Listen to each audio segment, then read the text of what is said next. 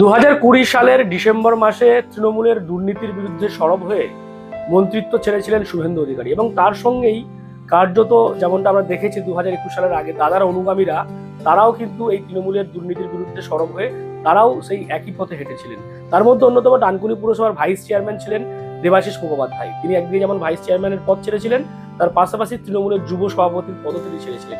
সেরে দেখা যাচ্ছে 5 বছর পর পালাবদল হয়েছে, সরকারে এসেছে বিজেপি, এবং দেখা যাচ্ছে শুভেন্দু অধিকারী তিনি আবার মুখ্যমন্ত্রীর পদে এসেছেন। এই গোটা বিষয়, গোটা রাজনৈতিক সমীকরণ নিয়ে কথা বলবো। আমার সঙ্গে এই মুহূর্তে রয়েছেন দেবাশিস মুখোপাধ্যায়, বিজেপির প্রার্থী চণ্ডীতলাতে। তার সাথে কথা বলতে দেবাশিস দা, মানে কি বলবেন, মানে এটা একটা যে যখন শুভেন্দু বাবুর দল ছাড়লেন আপনারাও তৃণমূলের দুর্নীতির বিরুদ্ধে সরবে দল ছেড়েছিলেন, সেই তখনকার কথা কি মনে হচ্ছে? অত্যন্ত প্রথমত আজকে যার সঙ্গে আলোচনা করে আমি দল ছেড়েছিলাম, সেই আমার রাজনৈতিক গুরু, আমার অনুপ্রেরণা, আমার অভিভাবক, তিনি আজকে রাজ্যের মুখ্যমন্ত্রী। এটা আমার কাছে গর্বের বিষয়, আনন্দ প্রকাশ করার ভাষা নেই। আর ঠিক 2020 সালের 16ই ডিসেম্বর সম্মানীয় শুভেন্দু অধিকারী তিনি তার সমস্ত পদ থেকে রিজাইন দিয়েছিলেন। আর আমিও একই দিনে ডানকুনি পুরসভার ভাইস চেয়ারম্যান, তখন ছিলাম বোর্ড অফ অ্যাডমিনিস্ট্রেটর, সেই পদ থেকে রিজাইন দিয়েছিলাম। এবং তৎকালীন ডানকুনি টাউন তৃণমূল যুব কংগ্রেসের পদ থেকেও আমি রিজাইন দিয়ে, সমস্ত পদ থেকে রিজাইন দিয়ে আমি কিন্তু 19শে ডিসেম্বর আমাদের মেদিনীপুরে অমিত শাহর হাত ধরে শুভেন্দু অধিকারী সহ আমরা মোট 50 জন ভারতীয় জনতা পার্টিতে যোগদান করেছিলাম। আজকে ভারতীয় জনতা পার্টি আমাকে সম্মান দিয়েছে। আমি জেলার 4 বছর ধরে ভাইস প্রেসিডেন্ট আছি সাংগঠনিক জেলার, এবং এবছর এই নির্বাচনে আমাকে লড়ার সুযোগ করে দিয়েছেন পৃথিবীর সর্ববৃহৎ দল ভারতীয় জনতা পার্টি, সেই দলের আমি প্রার্থী। সামান্য ভোটে আমি পরাজিত হয়েছি, আপনারাও জানেন, এবং রাষ্ট্রবাদীরা প্রত্যেকে আমাকে ভোট দিয়েছে, এবং রাষ্ট্রবাদী বুথে আমি লিড পেয়েছি, সামান্য ভোটে হেরেছি। যাই হোক, এই সমস্ত হারের গ্লানি ধুয়ে মুছে সাফ হয়ে গেছে যখন আমাদের দাদা, আমাদের অভিভাবক, বিপদে আপদে সব সময় যিনি আমার পাশে দাঁড়িয়েছেন, বটগাছের মতো, বটবৃক্ষের মতো, যে কোনো বিপদে যখনই গেছি তাকে পাশে পেয়েছি, তার সহযোগিতা পেয়েছি, তিনি আজকে রাজ্যের মুখ্যমন্ত্রী। এটা আমার কাছে স্বপ্ন ছিল, আজকে স্বপ্ন পূরণ হয়েছে। এই আনন্দ প্রকাশ করার কোনো ভাষা নেই। এবং আমরা দেখেছি যে আপনার যখন মেয়ে যখন ভালো রেজাল্ট করেছিল, আপনার এই বাড়িতে, যেই বাড়িতে আমরা ইন্টারভিউ করছি দর্শক, সেই বাড়িতে কিন্তু শুভেন্দু অধিকারী তখন এসেছিলেন এবং শুভেচ্ছাও জানিয়ে গেছিলেন। মানে কি বলবেন, মানে একটা পারিবারিক সম্পর্ক, পারিবারিক সম্পর্ক। আমার মেয়ে যখন উচ্চ মাধ্যমিকে ভালো মার্কস পেয়েছেন, 95% মার্কস পেয়েছেন, আজকে দাদা আমার বাড়িতে এসেছেন হঠাৎ করে না বলে চলে এসেছে।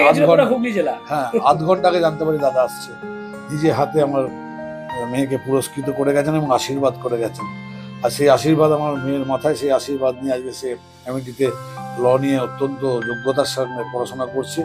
দাদার আশীর্বাদ সারা জীবন আমার প্রতি থাকবে, এবং আগামী দিনে সারা পশ্চিমবঙ্গবাসী ওইরকম একটা মহান নেতা যিনি মুখ্যমন্ত্রী হলেন, আজকে তার সার্ভিস পাবেন, তার সেবা পাবেন। সারা বাংলা মুখিয়ে বসেছিলেন, বাংলা জুড়ে উন্নয়ন হবে, সেটা দাদার কার্যকলাপ সামনে থেকে দেখেছি। দেখে আমি এইটুকু বলতে পারি যে সারা বাংলা খুশিতে ভরে যাবে দাদার আগামী দিনের উন্নয়নের কাজে। আচ্ছা, উন্নয়ন কোথাও গেলে চণ্ডীতলায় থমকে যাবে না তো? কারণ চণ্ডীতলায় আপনারা ক্ষমতায় আসতে পারেন, কিন্তু গোটা রাজ্যই আপনারা ক্ষমতায়। আজকে মুখ্যমন্ত্রী শুভেন্দু অধিকারী ঘোষণা করেছে যে আমি সবার, মানে তিনি সবার, যেখানে হার জিত কোনো ব্যাপার না। সমগ্র পশ্চিমবঙ্গবাসীর জন্য ভারতীয় জনতা পার্টি সরকার, সমগ্র পশ্চিমবঙ্গবাসীর জন্য ভারতীয় জনতা পার্টির মুখ্যমন্ত্রী, তাই সমস্ত জায়গার কাজ হবে। আজকে বিধায়ক তিনি হয়তো তার সরকারকে সাথে নিয়েও করতে পারেননি, তা আমাকেও তো এখানে 88,000 মানুষ আশীর্বাদ করেছেন, তা তাদের আশীর্বাদের আমি ফল তারা নিশ্চয়ই পাবে।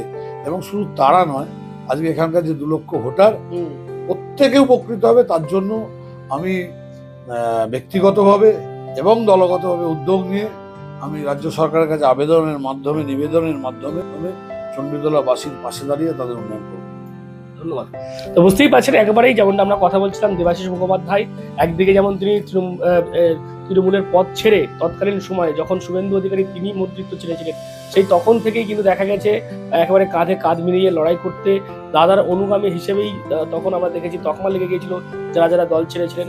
আজকে কার্যত তাদের যেমনটা দেবাশিস মুখোপাধ্যায়ের বক্তব্য, যে স্বপ্ন ছিল সেই স্বপ্ন পূরণ হয়েছে, শুভেন্দু অধিকারী মুখ্যমন্ত্রী হয়েছেন এবং তিনি যেমনটা বলছেন চণ্ডীতলাতে হারলেও উন্নয়ন কিন্তু থমকে থাকবে না।